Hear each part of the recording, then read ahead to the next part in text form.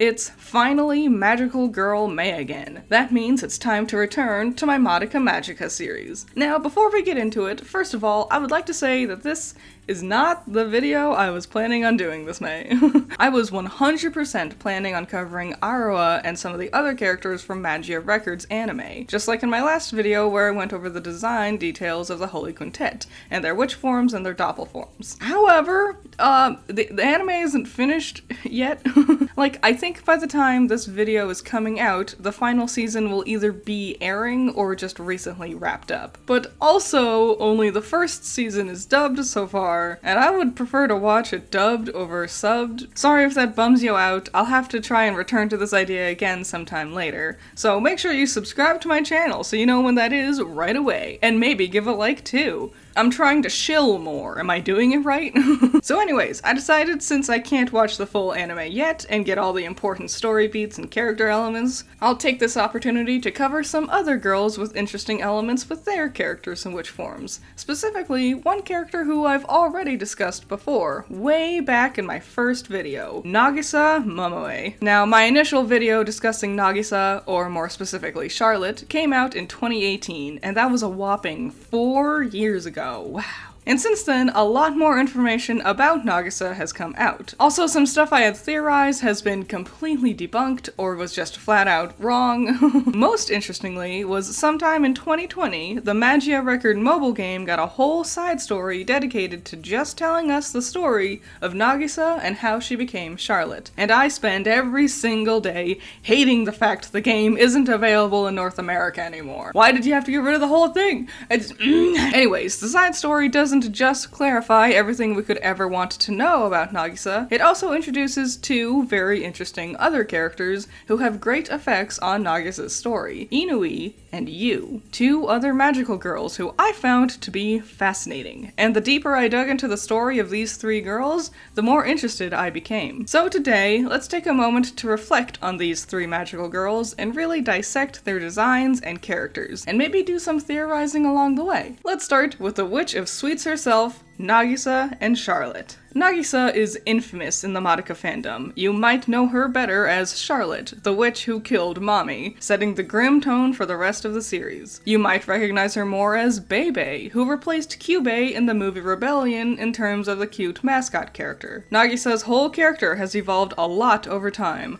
all of which seems to have been fueled almost entirely by the fandom's adoration and fascination of her. I guess the best place to start is to dissect her three different names. First, Nagisa, her real name. It means the shore. Something that's explained in her side story is that her mother met her father at the beach, and she was named in honor of that. Nagisa's mother plays a pretty huge role in her whole backstory, which we'll get into later. Beyond that one element, there's nothing really beach-themed with Nagisa, though her last name, Momoe, translates to peaches, which isn't anything much, but it does add on to the Charlotte overall food theme, and peaches are a generally sweeter fruit than others and gets used in candy flavors often. Moving on to Charlotte herself, it's worth noting that Charlotte is the name of a dessert, which is very fitting. Also, much like other girls in the Holy Quintet, Charlotte has ties to the works of Goethe. Charlotte was the name of the woman Faust had fallen in love with. In case you don't know, there's just Faust allusions all throughout Madoka Magica. Maybe one day I'll make a video about that. Lastly, there's Bebe, whose name is meant to match Mommy's. Mommy's name is clearly referencing mommy, like mother, and Bebe sounds like baby. The two have a lot of ties together, especially starting with Nagisa's true introduction in the movie Rebellion. Bebe lives with Mommy, and it's said that the two are very close and have known each other for a very long time. Also, Bebe's last name of Momoe sounds pretty similar to Mommy's last name of Tomoe. On top of all that, it makes sense that there's a possibility Nagisa would gravitate towards Mommy. We find out in her side story that Nagisa's mother was actually kind of abusive. It's never explicitly stated if she was ever physically abused, but we can see perfectly clearly that her mother at the very least verbally torments her. Nagisa's mother blames her sickness on Nagisa, claiming this is all because you were born, implying perhaps Nagisa's mother is hospitalized because there was some underlying underlying complications from giving birth. It's never fully explained what her illness actually is, though. Nagisa's mom is also seemingly delusional and probably more than a little depressed. She's convinced herself that Nagisa wants to abandon her, just like Nagisa's father already did prior, and that everyone in the world hates her. So much so that Nagisa's mother asks Nagisa to help her by killing them all, being the people who made her feel bad over the years. All of this is actually what leads to Nagisa's wish. After given some time to think about it, Nagisa considers healing her mother's illness. Not because she wants to help her, but rather it's because she wants to make her mother feel grateful for her. Essentially hold this over her mother's head and force her to treat her better. I'll be useful for her for once, is something Nagisa thinks to herself while contemplating her decision. Eventually though, after seeing her mother again and thinking to herself, she won't want me even if she's cured, Nagisa decides to waste her wish on purpose. She had spent some time beforehand getting different cheeses for her mother to try while she was stuck in the hospital, something that her mother ends up berating her over for wasting money on. Nagisa decides to wish her mother could have the most delicious cheesecake, as a sort of final fuck you to her mom. Though her mother could never know it, Nagisa's cheesecake is essentially a symbol of the concept, I could have saved your life, but instead I got you more cheese. This sort of emotional turmoil clearly has a long-lasting effect on Nagisa. Her thoughts are very self-depreciative, especially for a girl who's a little younger like she is. Later on in the story, she hears her mother might be in danger, and Nagisa goes to save her, but not out of a righteous feeling, but rather Nagisa says very clearly, Mom will only die because I didn't save her with my wish. All that being said, if Nagisa had met Mommy, the loving, caring person who acts as the perfect mother figure Nagisa could only dream of having, well then of course the two would be near inseparable. So now let's take a look at her design. Now, this is just regular clothes, right? Usually the girls' magical outfits have some sort of theme with them. Sayaka looks like a knight, Mame looks like a rifleman. There are a few exceptions, but Nagisa really just looks like a regular girl, which I suppose makes sense. It's not like she's uncomfortable in her own skin or anything. She doesn't hate herself, she hates her mom. This might as well be the type of thing Nagisa just would normally want to wear, but she can't because their family can't afford it, thanks to her mother's hospitalization after all. Fun fact, her soul gem is right there. It's so small and tiny and in such a weird little spot. Honestly, if she got to actually live long enough to be a magical girl, it would have been really tough for someone to break her soul gem. Nagisa uses a horn that can blow out bubbles, and honestly, everything about her design and weapon just screams childish to me. Not in a mean way, more like, this is the life she wants to have. She wants to grow up wearing cute outfits, play with bubbles and horns, very typical toys and games children have growing up. But she doesn't get those things because of her mother. Her magical girl persona is her ability to fulfill the life that she wants to have. So now I think it's best if we talked about Charlotte. We learn in her side story that Nagisa becomes Charlotte the same night she became a magical girl. So in order to look further into this, let's talk about Yu. Sometime prior to Nagisa making her wish, she meets Yu, a magical girl referred to as the sleepwalking ghost. Yu is also a homicidal maniac.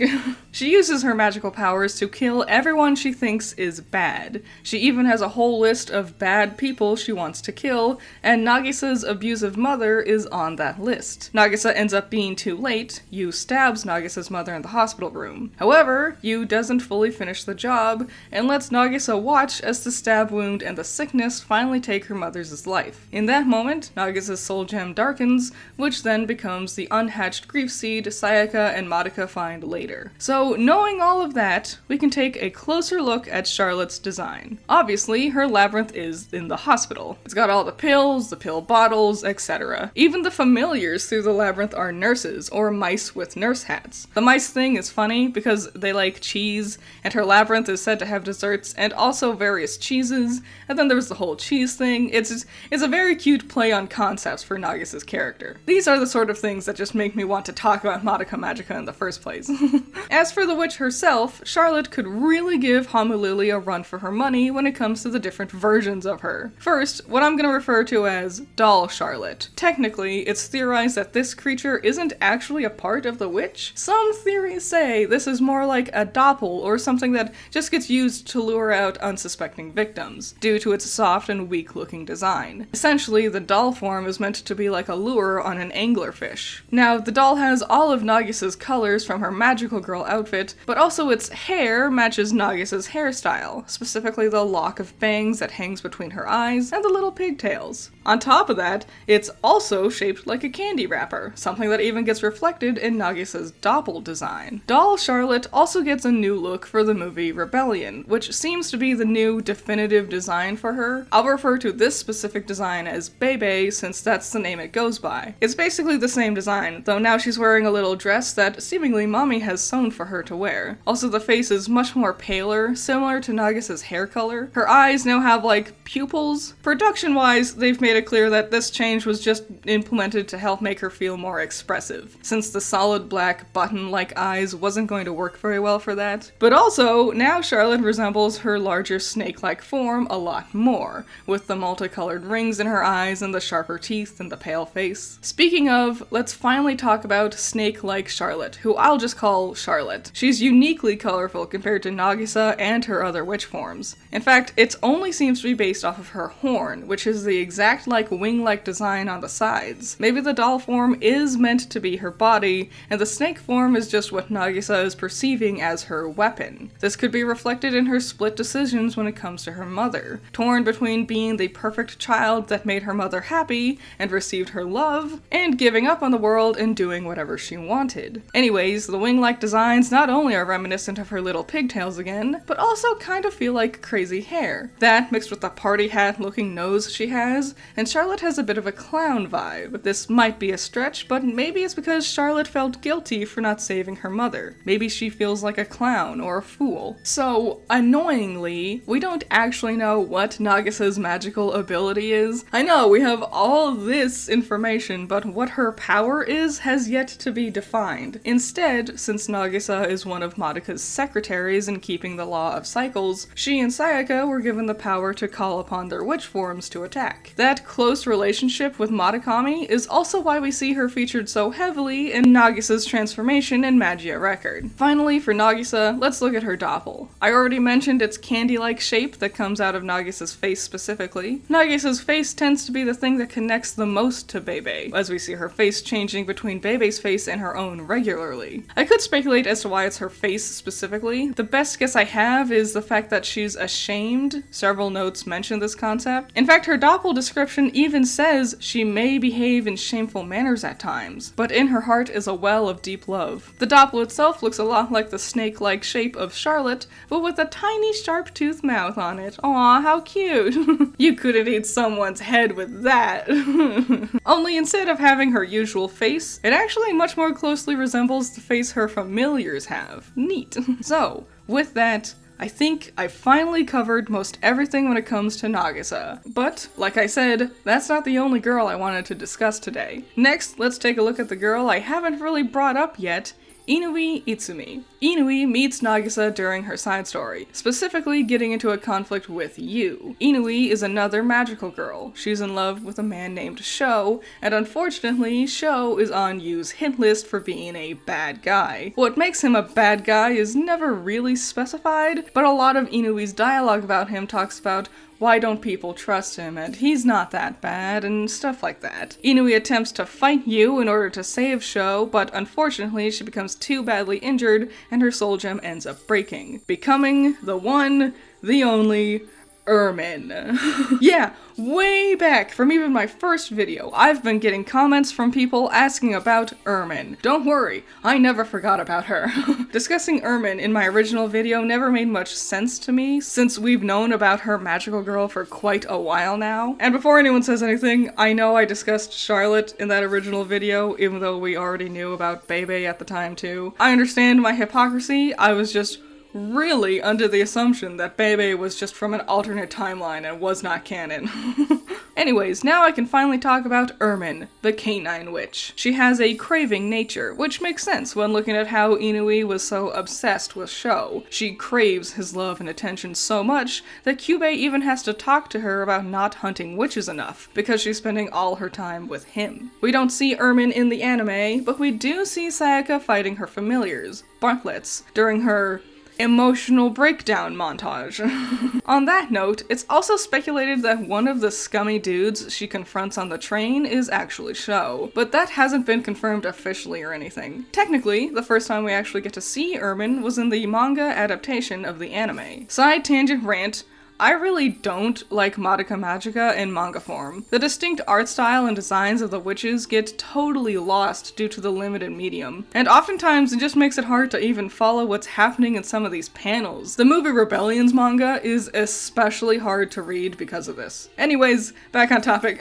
We get surprisingly little actual characterization from Inui during Nagisa's side story. We don't even see what her magical girl outfit looks like. Based on the fact Ehrman and the Bartletts have a very heavy emphasis on fashion and design, I bet she would have had a really cool looking costume too. Her card description goes on to say she's turned into a dog because in the vain hope of being loved by all humans. Definitely a play on the concept of Inui chasing Sho around, like a lost puppy. In Nagisa's side story, Inui is represented in green, which is an interesting note given that Ehrman is much more predominantly white and pink. Perhaps it was just better reflected in her magical girl outfit? Nice big loud colors that were really attention grabbing perhaps? There's not much else to really say about Inui or Ehrman. Everything about Ehrman from her card description is pretty on the nose, and without knowing what her magical girl outfit looked like, there's not much else to say in regards to her design. I'll end it off with discussing their names, since I think that's the most interesting aspect to research for her. Ehrman is technically a surname, same as Bartlett, and I tried looking through a couple of different websites to see if Ehrman had a deeper meaning, but nothing I found was very concrete. The most I found was a website that said Ehrman means leader, but that was only on one website, and none of the others I visited backed up this idea. However, I used my maximum intelligence and I kept digging. Ehrman is a Germanic descended name. What if we took this a bit more literally? I looked up the translation for and it's actually the German word for watch, like a clock or a timepiece. Then I looked up the Germanic translation for the word man, with two N's like that, and it translates to husband. Clock husband or clock man is a bit literal, but I wonder if this is meant to be a sort of play on words, and the idea for it was more to be like watch like the verb, like watching someone, like a watchdog perhaps. It's a bit of a stretch, but I thought it was a pretty neat idea. And Inui's name ended up being equally hard for me to fully pin down. Turns out Inui can have a bunch of different meanings depending on the kanji used to spell it, and I don't understand the language enough to fully figure this out on my own, and when I tried putting the kanji into Google was not helpful. Her last name, Itsumi, though, ended up being translated to general positives. Superb, outstanding, one beauty, things like that. Maybe this is perhaps a reference to her fashion designer mentality. Anyways, there's only one more girl to discuss today, and it's you, the sleepwalking ghost. Hands down the most intriguing aspect about the whole story in my opinion. It's fascinating to me. Usually with these stories in Magia Record, they would have the other characters get introduced, be other girls from the game. It blows me away that they made this whole character, gave her a unique magical girl outfit and everything, and we never truly get to see her face. A reason I think they do it this way is because Yu is one of the most terrible girls. Like I said before, she uses her powers to murder people she deems as a bad person. What her restrictions or thoughts on what makes you bad or good are never even explained. She murders those on her list with little to no remorse at all, and then she casually and cheerfully tells Nagisa about how she does this, and then even goes on to explain that she will harvest the organs and usable parts from her victims and then sells them, presumably on the black market, or donates them to a hospital, but I don't think you can do that, before dumping the body into a labyrinth where they'll never be found. That is fucked up. Oh boy, let's play this cute gacha game. What did I get this time? Oh, the sociopathic homicidal maniac. Great. Clearly there's a lot of mentally wrong with Yu. She admits she can't remember what it was like before she was a magical girl, which likely means her home life ended up being a big aspect on her behavior now. That or one specifically tragic incident that would have caused her to make a wish with Kyubey. What this wish was is also unknown, but I can't help but shake the feeling it might have something to do with her current, hobby, I guess is what I'll call it. Beyond this, there's surprisingly little we know about her. We don't even know what her weapon is, though it's described as being capable of impaling people. We don't even know where her soul gem is. It's speculated it's this circular part underneath her horn, but it's just not that clear due to the limited animation style of the game. When she does an attack in a cutscene, I think it sounds like she's doing a dark elemental attack, but that's not much to go on. When Yu stabs Nagisa's mother, she describes Yu as a monster who is all white and its mouth that's split open. Now hold on to your butts here, because I think it's theory time, because I think there's a lot more going on here. First, perhaps obviously, I noticed how her horn accessory is almost exactly like the horn on Yuna, who also has a pretty similar name, Yusa and Yuna respectively. At first I wondered if there could have been more of a connection between the girls, but upon further inspection, it just doesn't add up. First, other than the horns, the two girls have nothing in common. Yuna doesn't fit the all-white with a mouth that splits open description we get for Yu. Yuna's weapon is a club, which, of all weapons, that's one of the ones that makes impaling people pretty impossible.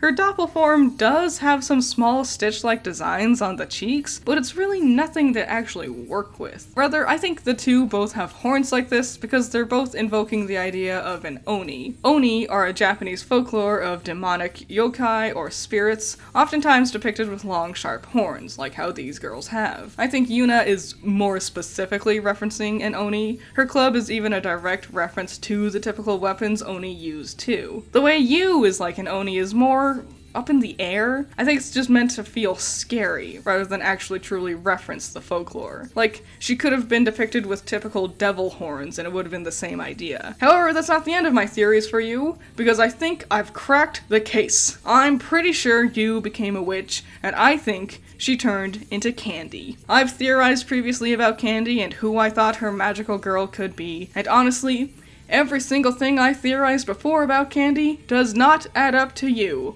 At first, but hear me out. 1. Those ribbons. Candy is adorned with these adorable little ribbons and they look near identical to Yu's ribbon pattern too. 2. Yu's tails. Looking at them feel a little bit reminiscent of Candy's long bowstrings behind her. While it's not being tails exactly, the way they frame both of her sides is really reminiscent of how Yu's silhouette looks. 3. When Candy attacks, there's a pelvis inside of her. That's an awfully macabre detail to a seemingly so cute creature.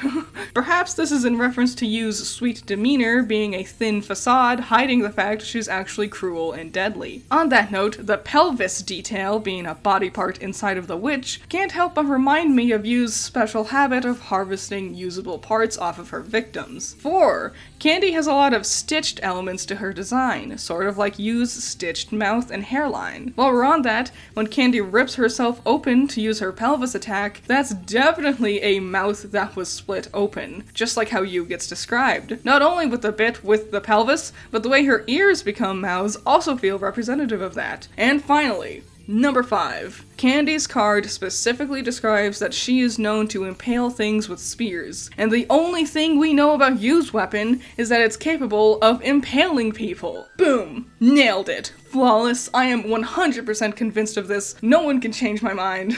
Though, if you have your own thoughts and theories about Yu potentially being or not being Candy, I would still love to hear your thoughts about it. And that's it for this video. A fascinating deep dive into 3 girls who crossed paths all just before their demise. This was a lot of fun narrowing down things for just these 3 characters. And I encourage you to share anything you think I missed. Any thoughts about Nagisa, Inui, or Yu? I would honestly love to hear all of them. Now then, next time, fingers crossed, I'll be able to talk about what I was originally planning on discussing for this video. I guess we'll just have to wait and see.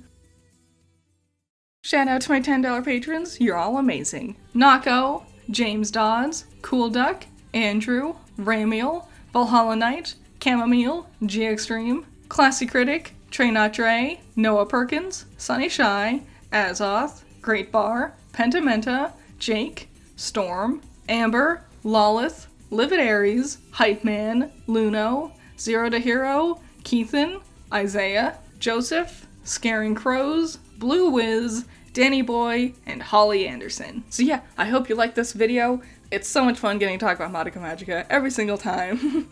Yeah, any and all thoughts and opinions about this video, about the witches I discussed, Nagisa, Inui, you, all of it. What are your thoughts and theories? Do you agree or disagree with anything I said? Leave your any and all thoughts and opinions in the comments below. I love to see them. And I'll see you in the next one. Bye bye.